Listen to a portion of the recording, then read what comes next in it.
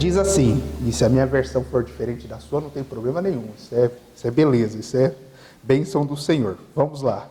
Quando viu as multidões, Jesus subiu ao monte. Havendo-se sentado, seus discípulos se aproximaram, e ele começou a ensinar-lhes, dizendo: Bem-aventurados pobres em espíritos, pois deles é o reino do céu. Bem-aventurados os que choram, pois serão consolados. Bem-aventurados os humildes, pois herdarão a terra. Bem-aventurados que têm fome e sede de justiça, pois serão saciados. Bem-aventurados os misericordiosos, pois alcançarão misericórdia. Bem-aventurados limpos de coração, pois verão a Deus. Bem-aventurados os pacificadores, pois serão chamados filhos de Deus. Bem-aventurados perseguidos por causa da justiça, pois deles é o reino do céu. Bem-aventurados sois, quando vos insultarem, perseguirem e mentindo disserem todo mal contra vós, por minha causa. Alegrai-vos e exultai, pois a vossa recompensa no céu é grande, porque assim perseguiram os profetas que viveram antes de nós. Amém, que bênção. E eu espero aí, eu gostei quando o pastor pediu aí de a gente ler constantemente, e eu estou torcendo para que talvez eu consiga, e nós também como igreja consigamos daqui até o final do Sermão do Monte, talvez falar de cor aí os 12 versículos, quem sabe aí, ó, seria uma alegria, uma bênção, né? Mas enfim, isso não é uma tarefa, não, é só uma possibilidade de tanto repetir a gente conseguir. Só vou dar uma breve introdução, como eu já falei semana passada, eu não vou ser repetitivo, fica chato eu falar as mesmas coisas, vocês vão pensar que eu não estou estudando, então eu vou ser bem breve realmente na introdução, que eu só vou repetir o que eu falei, parte do que eu falei semana passada. O Sermão do Monte, como a gente já viu semana passada e tem visto na série de estudos, ele se inicia quando Jesus olha, contempla e vê toda a multidão que está seguindo. Então ele se senta no monte, como a gente acabou de ler no versículo 1, e passa a discursar, a ensinar todas aquelas pessoas que estão ouvindo, de forma simples, clara, direta e clara para todo mundo. Todo mundo conseguiu entender aquilo. Tanto é que no final, na última pregação, a gente vai ver que as multidões ficaram maravilhadas com o ensino de Cristo. Foi simples, entendível a todas as pessoas. E o que Jesus ensina, como a gente já tem visto, são as características, a nova vida, o ser, o coração, as emoções, as ações do cidadão do reino de Cristo. Esse é o grande tchan aí do sermão de Jesus. Ele está mostrando como um verdadeiro cristão deve viver nesse mundo. Essa é seu principal objetivo.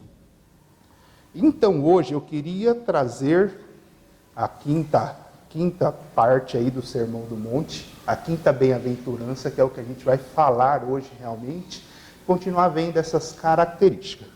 Eu vou falar hoje só do versículo 7, como eu disse semana passada, apesar do pastor ter falado que todas estão intimamente interligadas, a gente está estudando característica por características e vendo os desafios que cada uma delas nos apresentam. Eu vou ler de novo. O meu é só o versículo 7 hoje, que diz assim: Bem-aventurados os misericordiosos, pois alcançarão misericórdia. É isso aí.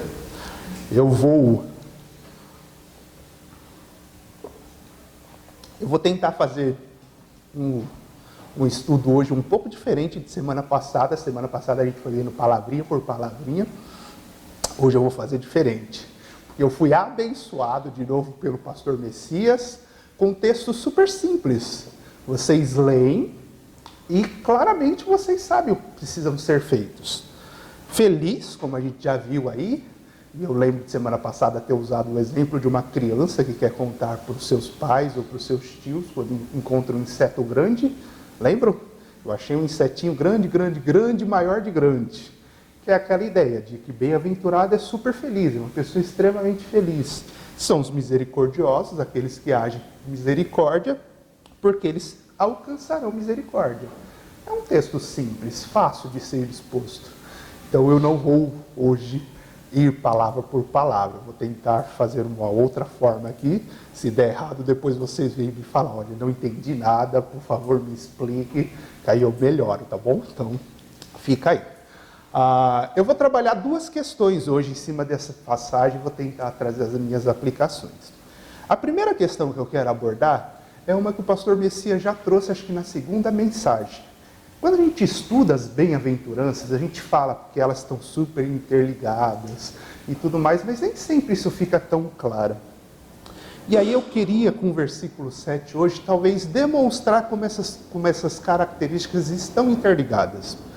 Se a gente olhar as 4 primeiras bem-aventuranças, que vão do versículo 3 até o 6, 3, 4, 5, 6, as 4 primeiras bem-aventuranças, elas estão ligadas, estão trabalhando todas as questões internas, como a gente viu hoje no devocional da manhã, com as questões do coração. Ela vai lidar com as questões internas do homem. O versículo 3 fala sobre a questão de ser pobre em espírito, de você reconhecer a sua condição. O versículo 4 vai falar que você, por entender a sua condição, você chora diante do Senhor. O 5 vai trazer a questão de humildade, de mansidão, que foi o que o pastor falou. E o 6, que foi semana passada, sobre a questão de ter fome de justiça, você ansiar por justiça. Todas essas questões são questões internas do nosso coração. A partir do 7 até o 10, que são as outras 4 bem-aventuranças, elas irão trabalhar com as questões, com as demonstrações externas, as nossas práticas em cima do que está acontecendo dentro do nosso coração.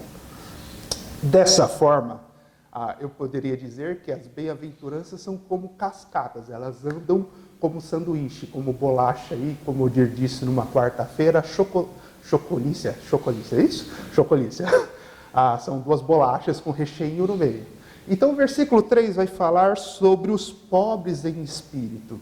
Essas pessoas que são pobres, que reconhecem seu estado pecaminoso, no versículo 7, ela consegue agir com misericórdia com outras pessoas, porque ela se reconhece perante o Senhor.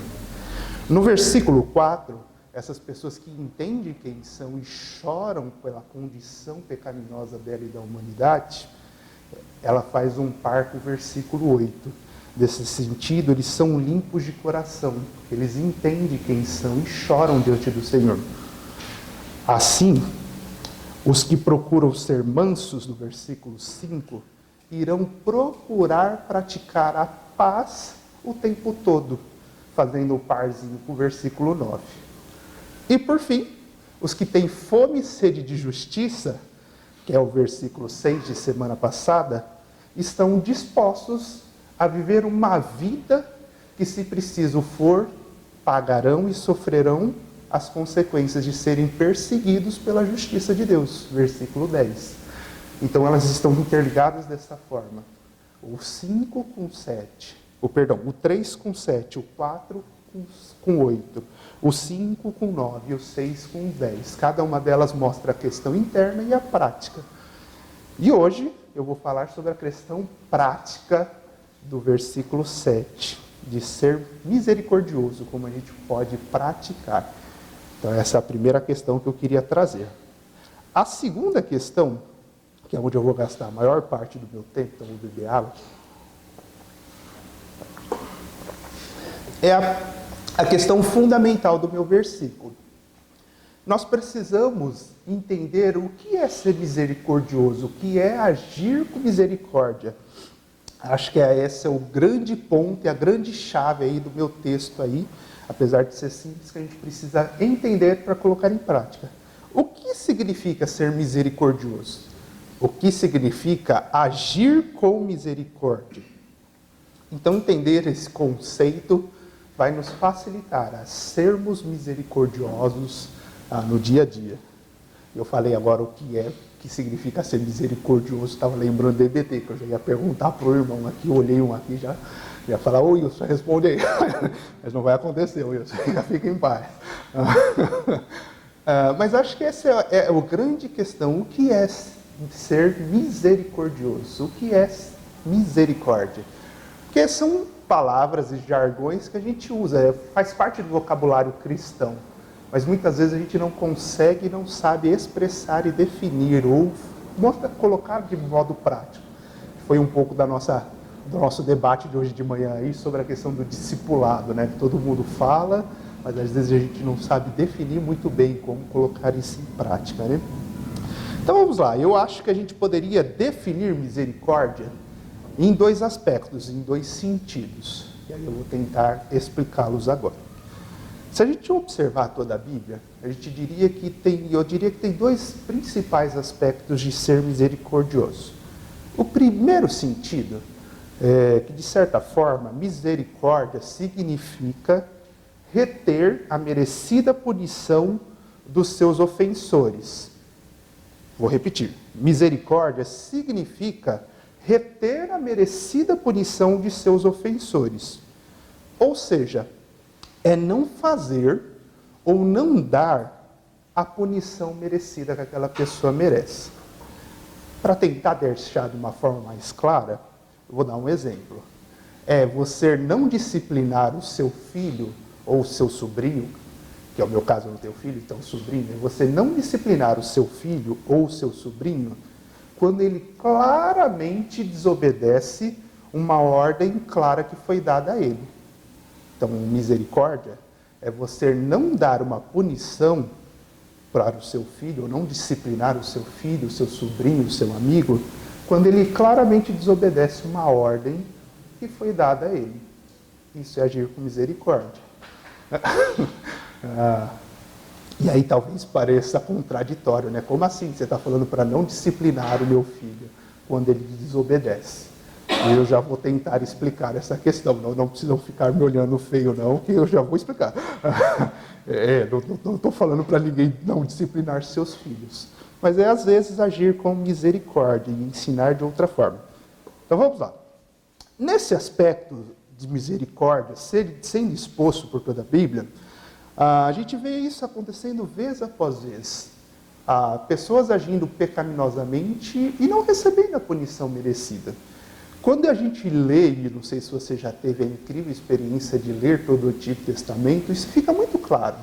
Por diversas vezes, o povo de Israel deixa de ser disciplinado pelo Senhor com o propósito único de ensiná-lo, de dar mais uma oportunidade para que ele se arrependa. Eu queria ver com vocês alguns textos, só tentar relembrar algumas histórias, e a gente vai ver alguns textos, mas para vocês terem essa ideia. Nem sempre a gente vai encontrar na Bíblia que Deus disciplinando imediatamente a nação de Israel. E por isso que eu quero usar a nação de Israel como exemplo.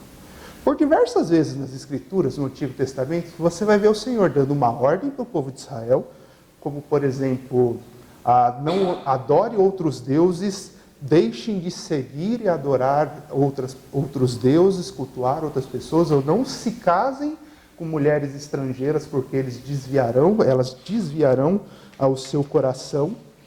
E aí, quando a gente olha para o Antigo Testamento, o que o povo de Israel faz? O povo de Israel vai lá e, na primeira oportunidade, se casa com mulheres estrangeiras.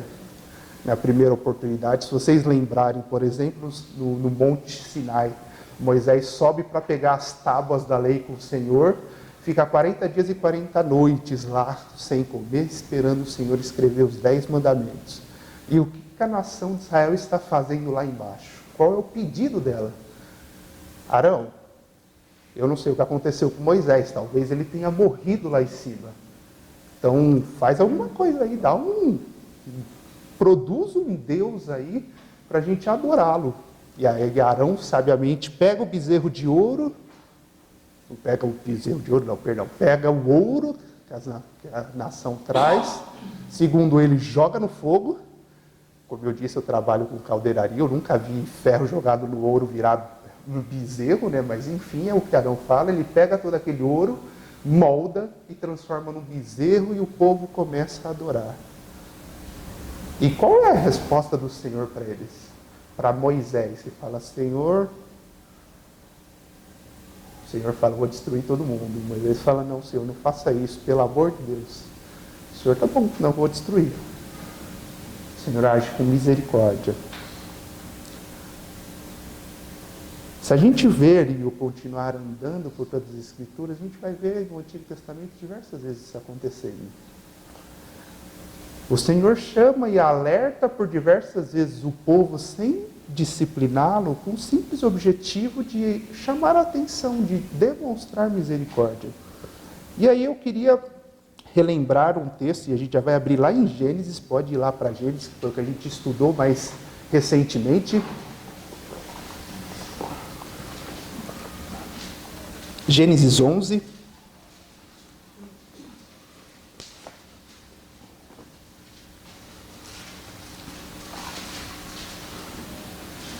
E aí eu só vou dar uma relembrada aqui, que a gente já estudou bastante, tivemos o privilégio de chegar de Gênesis 1 a 11, e eu quero só lembrar.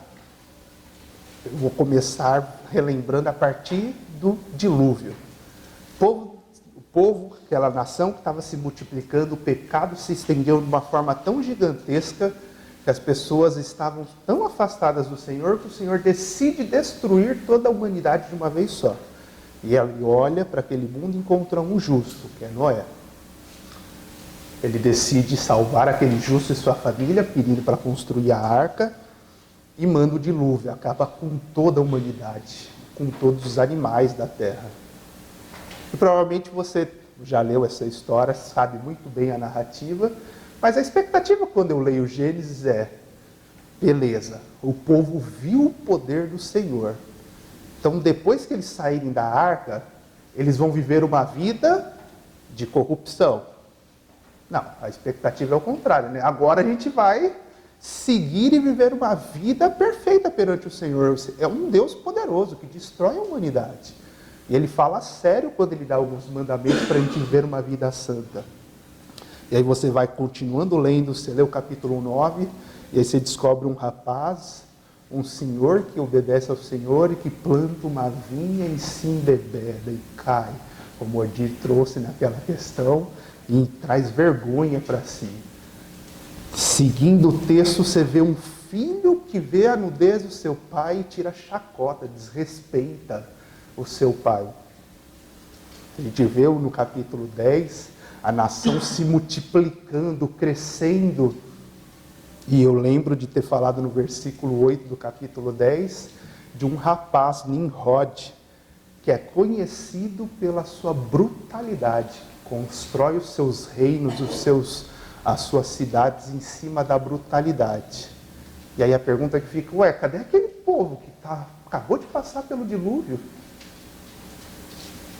E aí a gente chega no capítulo 11, que é o super conhecido, a Torre de Babel, que acho que foi o Odir que trouxe. E o desejo do povo era um só, né? Vamos adorar o Senhor e obedecer a sua ordem, se espalhar pelo mundo, frutificando e se multiplicando. Foi isso que aconteceu? Não, né? Vamos ler lá o versículo 4. Alguém pode ler, por favor? Versículo 4 do capítulo 11. Disseram: Vinde, edifiquemos para nós uma cidade, uma torre, cujo topo chegue até os céus, e tornemos célebre o nosso nome, para que não sejamos espalhados por toda a terra. E obrigado, Ayala. O povo está se multiplicando, crescendo e tomou uma decisão. Senhor, não vamos obedecer a sua ordem. Ao invés de ir e se espalhar, nós vamos nos ajuntar e construir uma cidade que é célebre, uma cidade que vai nos fazer unidos, fortes e conhecidos por todo mundo. A grande pergunta que eu me fiz quando estava preparando era: cadê o Senhor esse tempo todo? O que o Senhor está fazendo? Porque se coloque por um momento no lugar de Deus. Se você fosse Deus e vendo toda essa situação, o que você faria ao ouvir essa frase? Porque Deus ouviu o pessoal falando, vamos se juntar e fazer. O que você faria se você fosse Deus? Depois de ter feito o dilúvio, ter dado mais uma oportunidade, coloca um arco-íris, se lembre, isso aqui é para demonstrar a minha graça. Aí vai lá Noé, cai e se embebeda. O filho dele se corrompe. A população começa a se multiplicar. Nimrod começa a conquistar cidades através da brutalidade, agressividade. E aí, por fim, a nação se junta e fala: a gente não vai obedecer a sua ordem. A gente vai construir uma cidade e ficar todo mundo morando junto. O que você faria? Eu não sei você, mas como eu já disse, eu sou pecador, eu sei o que eu faria, né? Ah, rapaziada, é agora, hein? Desce fogo do céu. Acho que para mim o de Sodoma e Gomorra é o melhor. Ver fogo caindo do céu, consumindo, cheirão de churrasco subindo e falando: morre, cambada de pecador, vocês não servem para nada, vocês não me obedecem. Mas o Senhor age de outra forma totalmente diferente. Ele age com graça, simplesmente confundindo a língua de todo mundo. Mas percebe do capítulo 9 até o capítulo 11 de Gênesis o tanto de coisas que aconteceu, e por diversas vezes o sentimento que a gente fica por ser pecador é: Deus não está fazendo nada, o pecado está se multiplicando. E aí a minha questão que eu estava estudando, e para mim um texto muito difícil que o pastor me deu nesse sentido, é: o Senhor estava agindo com misericórdia. Se o Senhor agisse da mesma forma que eu penso, de punir o pecado toda vez que ele acontece, eu acho que nenhum de nós estaríamos vivos agora. Porque nós estamos constantemente pecando. Em palavras, em ações, em pensamentos, no nosso coração, constantemente estamos desagradando ao Senhor. Vivendo uma vida e escolhas que são contrárias ao Senhor. Em tudo isso, o Senhor continua sendo um Deus misericordioso, não dando o que muitas vezes as nossas ações merecem. Ele não dá muitas vezes o que a gente merece. Não porque Ele é injusto ou porque Ele não nos ama. Pelo contrário, porque Ele sabe aplicar a sua justiça, a sua correção no momento certo, no tempo certo. E aí, nesse sentido, pensando no exemplo que eu dei, nem sempre você disciplinar o seu filho quando ele está fazendo uma coisa errada naquele momento, é o momento certo. Às vezes o coração dele não está preparado para ouvir aquela exortação. Mas o nosso ímpeto, a nossa ira e o nosso coração é: não, você vai ser disciplinado agora. E citando a frase da minha mãe aí, eu sei que ela não está aqui, mas vocês podem contar, ela fala abertamente isso. Minha mãe falava: vocês juntam a vontade de apanhar com a minha sede de bater. Então a pancada acontecia. Minha mãe, ela gostava de bater, ela fala isso. A gente apanhou bastante. Mas foi bom, moldou o nosso caráter. Mas por diversas vezes eu via meus pais simplesmente agindo como o Senhor. Disciplinando, simplesmente alertando: filho, não faça isso. Filho, por favor, estou pedindo, não faça isso. Isso é agir com misericórdia. Você trazer uma alerta, uma orientação, sem necessariamente trazer a punição no momento. Você agir como o Senhor. Olhar, observar, trazer a correção. Como eu disse, pelo Antigo Testamento, você vai ver profetas, juízes sendo levantados para alertar a nação. Mas nem sempre o Senhor julgou e puniu a nação. Eu quero talvez mostrar esse outro aspecto com outro texto que talvez fique um pouco mais claro. Está lá em Mateus. Hoje eu vou passear um pouco pela Bíblia, então vá lá para Mateus. Mateus 18, do 21 ao 35. Então, para me ajudarem, cada irmão pode ir lendo o versículo, por favor? Mateus 18, do 21 ao 35.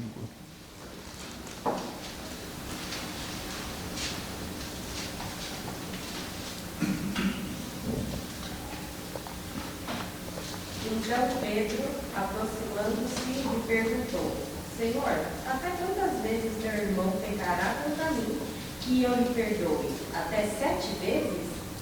Respondeu-lhe Jesus: não te digo até 7 vezes, mas até 70 vezes 7. Por isso, o reino dos céus é semelhante a um rei que resolveu ajustar contas com seus servos.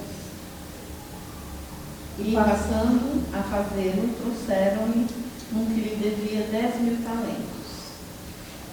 Não dando tendo ele, porém, o que pagar, ordenou o Senhor que fosse vendido ele, a mulher, os filhos e tudo quanto possuía, e que a dívida fosse paga. Então o servo, prostrando-se, reverente, rogou: "Sê paciente comigo, e tudo te pagarei." E o senhor daquele servo, compadecendo-se, mandou-o embora e perdoou-lhe a dívida. Saindo, porém, aquele servo encontrou um dos seus conservos que lhe devia 100 denários. Agarrando-o, começou a sufocá-lo, dizendo: "Pague-me o que você me deve." Então o seu servo caiu-lhe aos pés e implorava: "Sê paciente comigo e te pagarei." Ele, entretanto, não quis, antes indo-se o lançou na prisão, até que saldasse a dívida. Vendo seus companheiros o que se havia passado, entristeceram-se muito e foram relatar ao seu senhor tudo o que acontecera. Então o Senhor, chamando aquele servo, lhe disse: "Servo malvado, eu lhe perdoei aquela dívida toda porque você me implorou." Não devias tu igualmente compadecer-te do teu conservo, como também eu me compadeci de você? Indignando-se, o seu senhor o entregou aos verdugos até que lhe pagasse toda a dívida. Assim também meu Pai Celeste vos fará, se do íntimo não perdoardes cada um a seu irmão. Aí, obrigado. Essa é uma passagem super conhecida e vocês sabem muito bem que ela trata sobre a questão de perdão. E talvez você tenha se perguntado: pô, mas ela fala de perdão, por que ele escolheu essa passagem para falar sobre misericórdia? Ela realmente fala de perdão, mas ela ilustra muito bem a questão de misericórdia. Porque muitas vezes nós agimos exatamente como essa ilustração que o Senhor está dando. Quando as pessoas ao nosso redor, no nosso convívio, deixam de agir da maneira como a gente espera ou nos faz uma ofensa, a nossa reação natural é agir como pecadores. Provavelmente você tem a seguinte reação: "Ah, aquele irmão fez isso para mim, então deixa estar, quer saber? Eu já sei como eu vou agir com ele. Ele vai deixar de participar do meu grupo de amigos. Ele vai perder a bênção de ser abençoado com a minha presença." Então você corta relacionamento, você deixa de dar um bom dia para ele, de conversar com ele, ou qualquer outra coisa. Essa é a nossa atitude normal.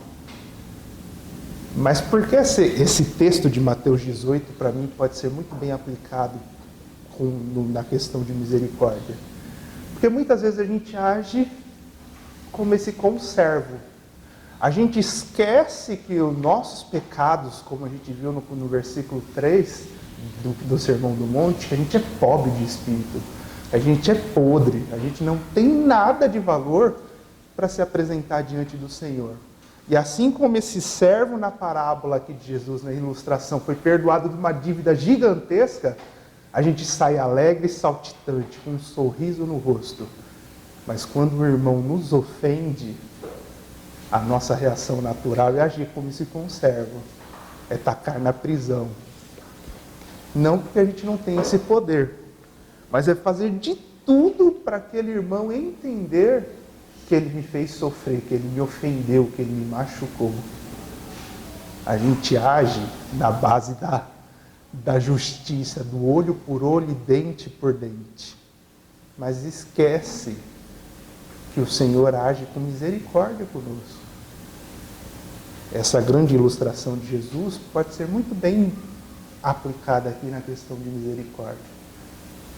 Será que quando a gente age, reage, quando somos ofendidos por outras pessoas, demonstra a atitude de uma pessoa que entendeu que foi perdoada de um pecado tremendo pelo Senhor e age com compaixão, com tristeza de espírito, de misericórdia? Ou será que a gente age como um conservo, brigando, exigindo, xingando, falando mal pelas costas, tratando mal para os outros, difamando e querendo aplicar a sua justiça no momento que você está sofrendo e irado.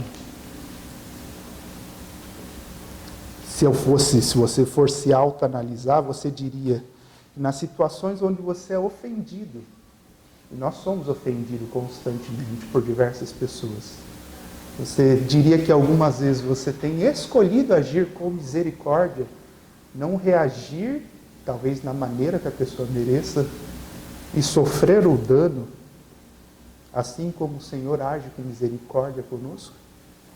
Ou você simplesmente, como esse conservo, expande a sua ira, seu desejo, seu coração, e faz de tudo para que a sua justiça seja aplicada e executada naquele momento? Isso, como eu disse, não quer dizer que você não vai, por muitas vezes, lutar por justiça para que a coisa correta seja feita. Mas será que nós temos esse olhar misericordioso para os nossos irmãos, para as pessoas ao nosso redor, que nos ofendem? E aí eu estava lembrando hoje de manhã que eu falei que o meu chefe não está me perseguindo essa semana. Na semana eu estou tranquilo. Mas fiquei pensando essa semana que eu estava preparando o estudo. Nos momentos que ele me apurrinha, que ele pisa, que ele judia, será que a minha tendência é agir com ira e usar a minha biqueira de aço, que eu uso bota com a pontinha de aço, e dar uma bicuda na canela dele para ele sentir a dor que ele está me causando? Ou eu ajo com misericórdia, sofro dano, entendo que ele é tão pecador quanto eu, que ele precisa da misericórdia do Senhor, ele precisa ser alcançado pela graça. E, irmãos, isso não é fácil, apesar de eu ser mais tranquila, assim como o Odir e o pastor falam, eu me iro, eu fico irado, eu fico vermelho raramente, mas eu fico. E a minha vontade muitas vezes é não agir com misericórdia. É chegar e falar, não, quer saber? Vou deixar aquela chapa de 20 quilos cair no dedinho do chefe para ele ver o que é bom para tosse. Às vezes a minha vontade é essa. Por isso que é um desafio agir como um cidadão do reino, principalmente na igreja.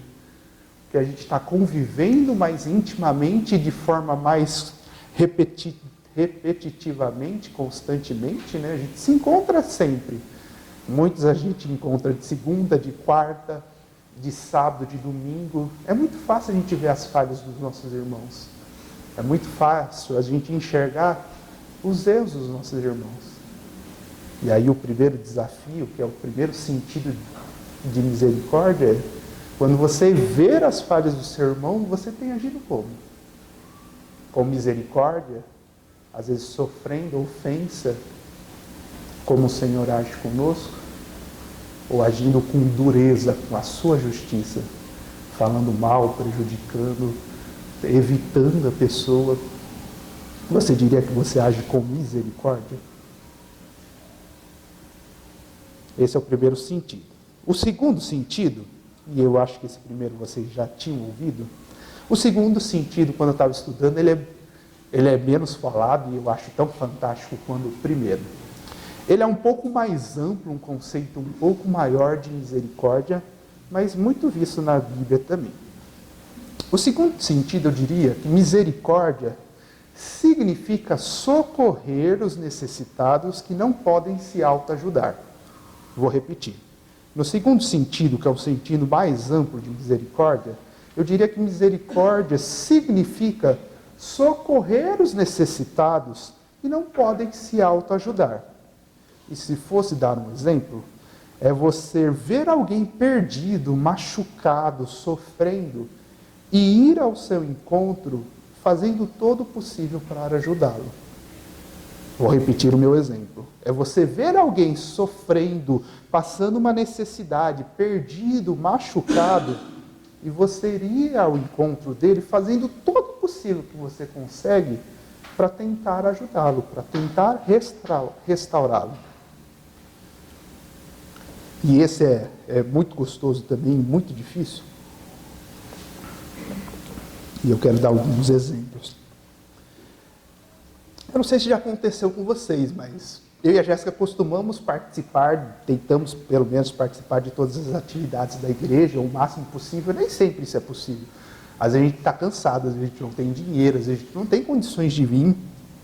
E às vezes a gente está muito cansado realmente e vem na obrigação. Ontem foi um dia desses, ontem foi um dia super corrido, apesar de eu não ter vindo aí nas mulheres ajudar com os homens, foi um dia terrível ontem. Acordamos cedo, fui trabalhar, termina estudo, e aí depois tinha atividades dos jovens, aí você fala, nossa, aqueles jovens, ô pessoalzinho difícil, brincadeira, só tinha o Gabriel, super tranquilo.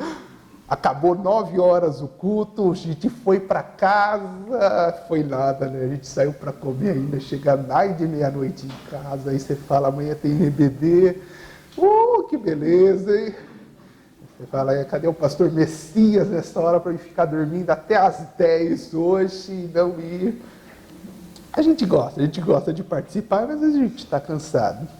E é muito comum você, participando das atividades, às vezes você ouvir pedidos de orações, ouvir irmãos abrindo o coração abertamente, falando de dificuldades que estão passando. Não sei se isso já aconteceu com você, mas com a gente, se não aconteceu com você, talvez você não esteja ouvindo atentamente, porque isso acontece o tempo todo. Talvez você ouça pessoas que estão lutando com dificuldades com pornografia, dificuldades com ansiedade, com mentira, dificuldades no trabalho. Isso é muito comum, a gente conversa, a gente acaba abrindo os nossos corações. Mas a nossa tendência, como eu disse hoje de manhã, e esse é um erro meu, a nossa tendência a ouvir essas coisas, a ouvir um irmão compartilhando algo que está incomodando, que ele está sofrendo, mesmo uma pessoa que está passando por ansiedade, que está sofrendo e lutando com ansiedade, ou com mentira, não é algo que sara do dia para a noite. Não é um processo que você sara instantaneamente ao ler um versículo. Ou depressão, por exemplo, é uma outra questão. É um processo que você precisa de acompanhamento, você precisa estar junto com a pessoa, você precisa ligar, orar, ir atrás. Mas sejamos honestos. Normalmente as nossas reações ao ver e ouvir esse tipo de coisa são: meu irmão, eu vou estar orando por você.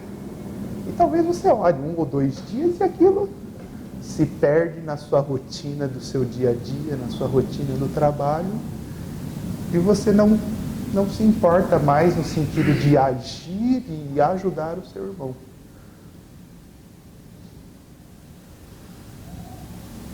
Percebe que o conceito de misericórdia nesse sentido é deixado de lado?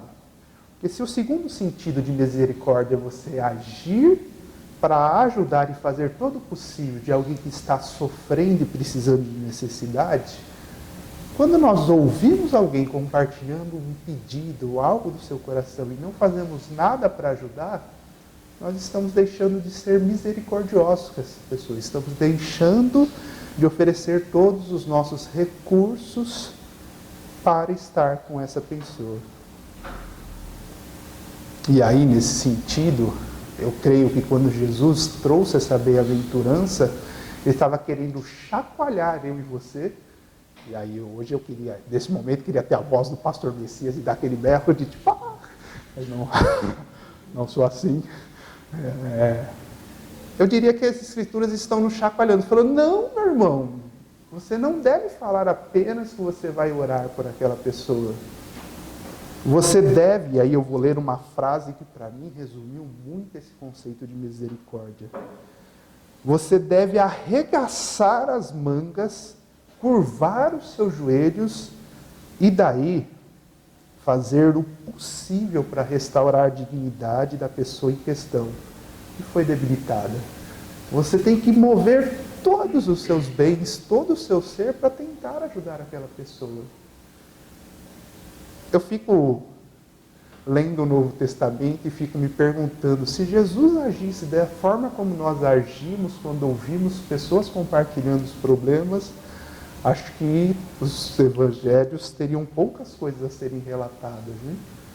Se Jesus agisse da mesma forma que nós. A gente vê Jesus constantemente arregaçando as mangas, agindo com misericórdia, indo ao encontro do necessitado, falando, ensinando, mostrando o que a pessoa deveria fazer, fazendo de tudo para transformar e que aquela pessoa fosse restaurada. Que ela fosse salva, liberta do sofrimento que ela estava passando. Seja por consequência do seu pecado, seja por consequência do pecado de uma outra pessoa. O grande problema é que no mundo que vivemos hoje, nós somos constantemente ensinados a viver uma simples frase: cada um cuida da sua vida.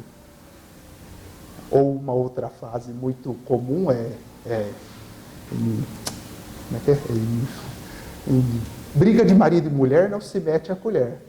Isso é uma grande mentira. De fato, você não deve interferir na vida da família. Mas você está falando que você está vendo um casal com problema e você não vai trazer a única coisa que pode resolver o problema daquela pessoa, que são as Escrituras, as orientações das Escrituras. Você está falando que cada um vive a sua vida do jeito que quiser e ninguém se intromete. Você está falando que você vai ver pessoas sofrendo, caindo, desesperadas pelo Evangelho e você não vai fazer nada. Você não vai trazer o conforto que as Escrituras trazem. Você não vai fazer de tudo para ajudar essa pessoa, agir com misericórdia para que ela seja restaurada e seja liberta daquilo. E encontre com o Senhor, entenda que ela é miserável e pecadora. Pensando nesse sentido, uma vez eu ouvi, não sei de quem foi, por isso eu não vou citar a fonte, eu sei que eu ouvi uma vez, em algum curso, em algum lugar que a gente estava, mas eu ouvi uma pessoa contando que uma época ela estudava no Palavra da Vida, que é o seminário Palavra da Vida, fica lá em Atibaia. É um seminário interno, as pessoas moram lá, né? Os seminaristas moram lá. E aconteceu uma situação interessante com ela, e isso ficou muito gravado na minha mente. E eu quero compartilhar com vocês hoje. E talvez eu leia porque eu não lembro tudo. Aqui no Brasil é muito comum nós nos cumprimentarmos perguntando se está tudo bem. É comum a gente chegar: oi, tudo bem com você? Como é que foi a semana? Ou oi, tudo bem? Dá um abraço, um beijinho. E semana vai cumprimentar outros irmãos, outras pessoas. Isso é comum. E não tem nada de errado nisso. Mas raramente a gente está realmente preocupado se a pessoa está bem. É só um costume nosso. A gente pergunta e segue a vida. E aí eu lembro que essa pessoa estava contando uma experiência que ela teve, que no Palavra da Vida existe pessoas de diversos países, de diversas regiões do Brasil. E ela falou que num dia no seminário ela estava passando, eu acho que era um angolano, não tenho certeza se era, eu vou usar como angolano, mas eu não tenho certeza se era essa a nacionalidade da pessoa. Sei que ela não era brasileira. E aí essa pessoa estava passando e disse: olá, tudo bem? E aí estava seguindo a vida. E saiu caminhando. Mas essa pessoa, que era de outra nacionalidade, ela impediu a pessoa de ir, não, falou: peraí. E fez o seguinte questionamento: o que acontece com o pessoal aqui do Brasil? Com os brasileiros? Vocês perguntam se está tudo bem e saem correndo? O que acontece com vocês? E aí essa pessoa disse: pois bem, meu irmão, hoje não está tudo bem. Já que você perguntou, você vai ouvir. E aí o rapaz abriu o seu coração, a pessoa abriu o seu coração. E aí começou a contar os seus problemas. E eu fiquei intrigado com isso. E de fato, a gente pergunta se está tudo bem, mas raramente nós estamos dispostos a parar e ouvir se a pessoa realmente está bem, teve uma boa semana, se está passando por alguma dificuldade ou não. A nossa tendência é muitas vezes agir dessa forma, sair, falar, está tudo bem, e se a pessoa falar: olha, meu irmão, essa semana não está tudo bem, que bom, Deus abençoe, eu vou orar por você, e se manda, é a nossa tendência. Nossa tendência muitas vezes é não agir com misericórdia. Ouvir uma pessoa clamando, pedindo ajuda e socorro e sair correndo. A gente é acostumado dessa forma, infelizmente. Eu quero já caminhando para o final nesse sentido, olhar um texto que talvez retrate melhor esse outro conceito que eu estou tentando trazer. Está lá em Lucas, eu vou pedir a ajuda de vocês de novo para abrirem até lá e me ajudarem lendo. Lucas 10, do 30 ao 37. E aí, se cada irmão puder ir lendo um versículo.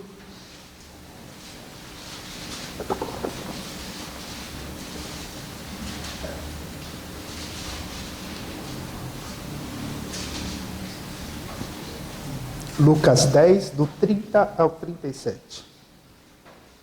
Jesus prosseguiu dizendo: certo homem descia de Jerusalém para Jericó e veio a cair em mãos de salteadores, os quais, depois de tudo lhe roubarem e lhe causarem muitos ferimentos, retiraram-se deixando-o sem morto. Casualmente descia um sacerdote por aquele mesmo caminho e vendo passou de largo. Semelhantemente, um levita descia por aquele lugar e vendo-o também passou de largo. Certo samaritano que seguia seu caminho, passou-lhe perto e, vendo, compadeceu-se dele. E chegando-se, pensou os ferimentos, aplicando-lhe óleo de vinho, e colocando sobre o seu próprio animal, levou-o para uma hospedaria e tratou dele. No dia seguinte, tirou 2 denários e os entregou ao hospedeiro, dizendo: cuida deste homem e, se alguma coisa gastares a mais, eu te indenizarei quando voltar. Qual, pois, destes 3 parece que foi próximo daquele que caiu nas mãos dos salteadores? Respondeu-lhe o intérprete da lei: o que usou de misericórdia para com ele? Então lhe disse: vai e procede tu de igual modo. Aí, obrigado. Vocês conhecem essa passagem, é uma passagem super conhecida. Ela inicialmente também não está falando de misericórdia, mas é uma ótima ilustração para trazer esse conceito de misericórdia. A passagem está respondendo aí, Jesus está respondendo o doutor da lei, que faz a seguinte questão para o Senhor, né? Como uma pessoa consegue ir para o céu, como ela consegue obter a vida eterna? Jesus pergunta: o que diz a lei? O doutor da lei diz: amará o Senhor teu Deus de todo o teu coração, de toda a tua alma, e amará o teu irmão como a ti mesmo. E Jesus fala: é isso, vai e faça isso. E aí o doutor da lei fala: mas quem é o meu próximo? E aí vem essa ilustração de Jesus. É muito interessante, eu lembro que acho que foi na primeira ou na segunda pregação, o pastor Messias citou esse texto, ele falou e explicou algumas questões, então depois vocês podem assistir lá, ver lá, e é uma passagem conhecida. Eu lembro que o pastor Messias falou que tem várias questões nessa passagem, né? Algumas questões que precisam ser explicadas é que o sacerdote, o levita, ele estava saindo de um bairro e subindo até Jerusalém. Era uma caminhada de alguns dias, se eu não me engano, não lembro, era de alguns dias a caminhada, e ele ia para trabalhar por 2 semanas, 14 dias provavelmente. E o sustento dele dependia disso. Não era serviço que nem nós, que vamos diariamente, quem trabalha, vai lá, bate o ponto, assina o ponto se é funcionário público, ou não assina nada se você é empreendedor, mas você chega no seu horário, trabalha todos os dias. Tinha turnos, era por turnos, então essas pessoas, o sacerdote, o levita, trabalhava durante 14 dias. Assim ele levava o sustento, o pão nosso de cada dia para dentro de casa. E eu lembro que o pastor Messias explicou muito bem essa questão, que não era tão simples. Às vezes a gente olha para essa passagem e fala: o pessoal não agiu com amor e graça, mas não era tão simples. Se aquele rapaz estivesse morto, a lei do Antigo Testamento fala que tanto, não só o sacerdote ou o levita, mas qualquer um estaria impuro. Ele teria que passar 7 dias se purificando do pecado por ter tocado num morto, para depois voltar às suas atividades. Então pense num rapaz que trabalha 14 dias, se ele perder 7, é metade do salário, metade do seu sustento que ele não receberia. Então, provavelmente por isso que no exemplo de Jesus, nenhum dos dois param. E aí, para tentar ficar mais claro, eu tentei tornar isso de uma forma mais real para nós hoje. E aí eu vou ler, me perdoe se o exemplo for muito esdrúxulo, mas é que às vezes minha criatividade vai... Acho que vai ficar legal aqui. Imagine que, quer ver? Suponhamos, imagine que o pastor Messias, nosso amor, nosso pastor amado e querido, tenha ficado muito doente e internado, com uma doença infecciosa altamente contagiosa. A gente acabou de passar pelo Covid e fica fácil entender aí do que é uma doença contagiosa que tem que ficar de quarentena. Ok. E aí, infelizmente ou felizmente, uma pessoa vai ter que ficar com ele. Só que a pessoa que for lá ficar com ele, ela vai ter que ficar presa no hospital, num quartinho separado, isolado, mas vai ter que ficar lá presa numa quarentena de 7 dias. Isso é engraçado, né? O nome é quarentena, mas você não fica 40 dias, você fica 7, 14 no caso da Covid no começo. Né? Mas enfim, vai fazer uma quarentena de 7 dias. Só que aí que vem a pegadinha da minha ilustração. Nesse período que essa pessoa estará lá com o pastor Messias, essa pessoa terá que pagar o custo dos hospitais, do leito, das refeições, o que daria metade, mais ou menos metade, dos seus ganhos. Pensando em vocês, né, do que vocês ganham por mês, metade do salário, do seu pagamento do mês. Pergunta: qual de vocês seria o cidadão cristão e amoroso que ficaria com o pastor Messias nesses 7 dias? Não precisa responder, não quero constranger ninguém. Mas talvez de imediato você tenha falado e pensado: não, eu vou, pode deixar que eu fico lá 7 dias. No meu caso, vou levar uns livrinhos para ler, pôr minha leitura em dia, e descansar 7 dias. Vou ficar longe da Jéssica, mas daí dá para superar. Liga, assiste videozinho. Mas aí, por outro momento, talvez você tenha pensado, como eu, quando estava fazendo a ilustração, eu pensei: puxa, mas tem a conta de água, tem a luz, tem a internet, tem a comida, tem a gasolina, a roupa.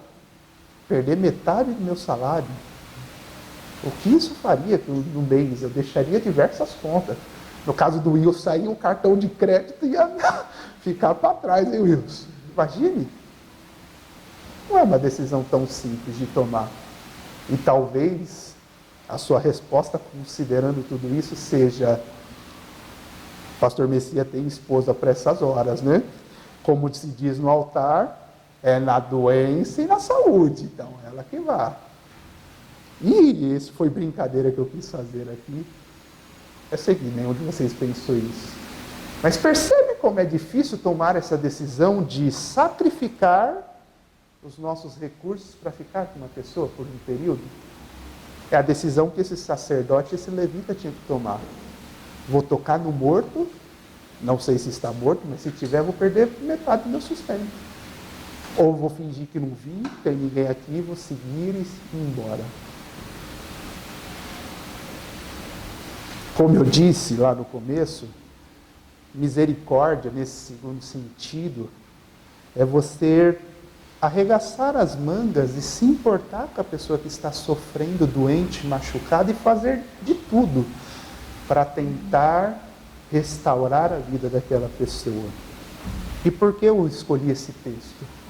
Eu acho muito interessante a resposta do doutor no versículo 37. Jesus pergunta: qual desses parece que foi o próximo, que agiu como o próximo da ilustração? E o doutor da lei diz o seguinte no versículo 37. O doutor da lei respondeu: aquele que teve misericórdia.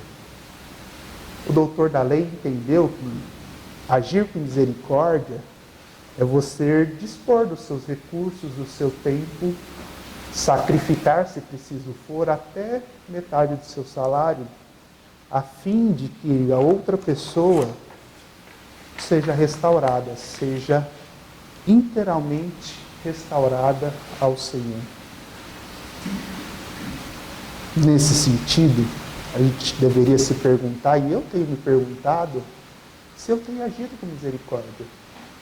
Se eu estou disposto a dedicar meu tempo, meu dinheiro, minhas meus desejos, meu cansaço, a minha agenda, para agir com misericórdia com os meus irmãos que compartilham as coisas comigo e com a igreja. Eu não quero ser repetitivo aqui, mas a gente viu o testemunho da Jacira. Será que eu agi com misericórdia, me importei, fiz de tudo que estava ao meu alcance para tentar restaurar por algo que eles não sofreram e não necessariamente cometeram? Será que eu ajo com misericórdia quando eu ouço uma pessoa falando que está lutando com ansiedade, dedicando meu tempo, minha oração, meus recursos? Será que eu tenho agido com misericórdia nesse sentido? Assim como o samaritano vendo uma pessoa que está ferida, sofrendo, e arregaçando as mangas e fazendo tudo o que é possível para restaurar a outra pessoa? Ou simplesmente passo de largo, sem me importar e sem agir com misericórdia? Para concluir, meus irmãos, a gente falou de 2 aspectos de misericórdia. Um é de você não dar, agir de forma a não dar o que a pessoa merece, mesmo quando ela me ofende. E o outro é agir de forma a socorrer, a suprir as necessidades de alguém que está passando por uma dificuldade, sofrendo por causa do pecado. Eu queria somente lembrar, para terminar, de uma pessoa que age exatamente dessas 2 formas conosco, que é a pessoa de Deus. O Senhor Deus mostra a misericórdia nesses 2 sentidos. No primeiro sentido, Ele não dá o que as nossas ações merecem constantemente. Deus reteu o julgamento que nossos pecados mereciam. Constantemente Ele retém o julgamento que os nossos pecados merecem. E muitas vezes Ele nos mostra bondade, amor, tamanha, que até nos salva. E no segundo sentido, Deus mostra a sua bondade e graça, demonstrando sua misericórdia conosco, através da obra salvadora de Cristo. Quando Deus nos socorre, quando a gente não consegue fazer nada. Eu e você não conseguimos comprar a salvação. Não tem nada que eu e você possa fazer para adquirir a salvação. Ainda assim, o Senhor olha para nós e age com misericórdia, fazendo tudo que é necessário para que a gente possa ser restaurado e tenha comunhão com Ele. São 2 conceitos de misericórdia. Misericórdia não dá o que as pessoas merecem por suas ações, às vezes. E é socorrer uma pessoa quando essa está incapacitada, sem conseguir fazer nada e pedindo por ajuda. Vocês percebem a grandeza do desafio das 2 questões que Jesus está falando? Eu espero que sim. Porque ser misericordioso num mundo como o nosso é muito desafiador. Num mundo pecaminoso como o nosso, cheio e habitado por pessoas pecaminosas, pecadores, é um grande desafio. Mas possível. Porque, como eu disse, e a gente já viu no versículo 3, nós entendemos quem nós somos diante de Deus. E nós somos salvos e libertos. Jesus está conclamando no seu Sermão do Monte a sermos pessoas misericordiosas, a sermos pessoas extremamente felizes e a agirmos intencionalmente com misericórdia e alcançarmos assim as misericórdias do Senhor. Eu quero terminar com isso. Que a gente seja realmente, haja realmente com misericórdia, intencionalmente. Porque nós alcançamos misericórdia do Senhor. Vamos orar para terminar. Papai do céu, muito obrigado pela tua palavra, Senhor. Muito obrigada, porque é um desafio ser misericordioso. É um desafio não agir com justiça, sofrer os danos muitas vezes, Senhor. e não dar o que as pessoas merecem por nossas ofensas, pelas ofensas que elas nos causam. E é difícil, Senhor, agir também, dedicando os nossos recursos, tempo, para suprir as necessidades de outras pessoas, Senhor, que estão sofrendo por causa do pecado, simplesmente, Senhor. Nos ajude a sermos verdadeiros cidadãos do Teu reino, pessoas felizes porque agem com misericórdia, porque entendem que nós somos pecadores, assim como todos os outros, e recebemos misericórdias do Senhor. É o que eu oro, Senhor. Em nome de Jesus, Senhor, amém.